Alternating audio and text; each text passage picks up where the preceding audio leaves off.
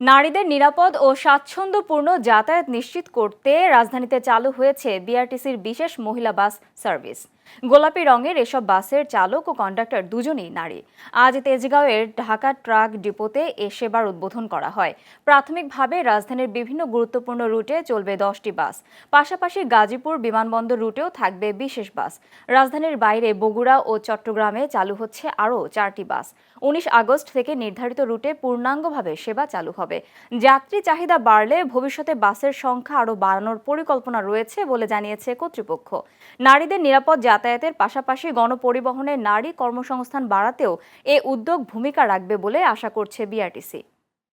একটা নারী হিসাবে আমি যে আরও 10টা নারীকে একটা গন্তব্যে পৌঁছে দিতে পারবো, সুন্দরভাবে তাদেরকে যাত্রা হবে এবং তাদের কোনো ঝামেলা হবে না। নারীরাই তো বুঝবে নারীদের নিরাপত্তার কথা। তো আমরা কমন বাসে যেগুলো হ্যারাসমেন্টের শিকার হই, সেটা আমরা নারী বাসে শিকার হব না।